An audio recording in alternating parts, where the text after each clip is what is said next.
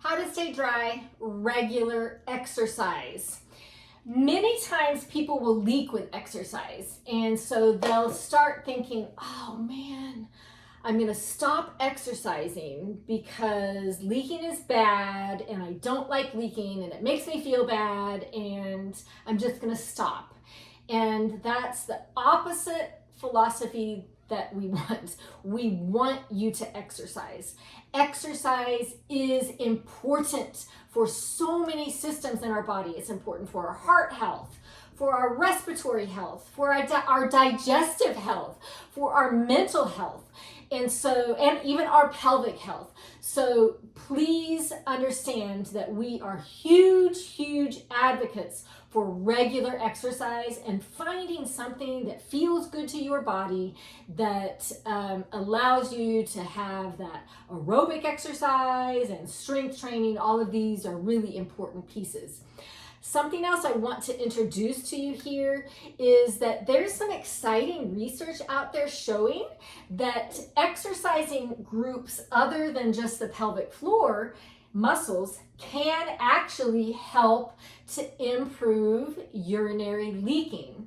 Now, I believe that the root of that is still indirectly training the pelvic floor muscles, because let's give this for example. Let's say somebody out there is advocating, we're going to do a lot of hip and glute work and hip rotator work. Okay, so these are good things, absolutely. And your hip, especially your internal, your obturator internus, that's a hip muscle that helps with hip rotation. That's a next door neighbor of your pelvic floor muscles. Here we're looking into the pelvis. Here's the pelvic floor. And if we turn, that is the obturator internus right there. And you can see pelvic floor, obturator internus. So they're literally next door neighbors. So hip exercises are fantastic. But does this obturator internus, is that muscle actually wrapping around the outlet of the bladder? No, it's not.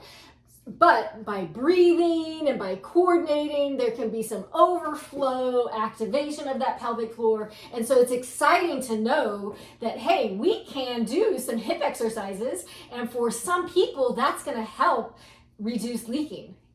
Yay! I love it. That's so exciting. In other segments, we're going to go through a lot of exercises and give you just a whole array of options, but understanding that regular exercise is important, and sometimes we can use other muscle groups to indirectly train that pelvic floor to help it do its job.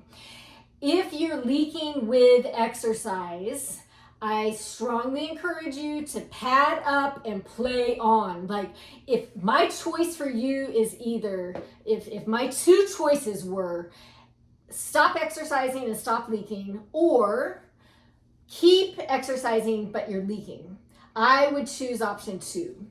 However, those are not our only two options. And I want you to explore all of your options in option 3, which would be going through this program to help stay dry and looking at all these different tools that we're going to be giving you that make up a healthy bladder.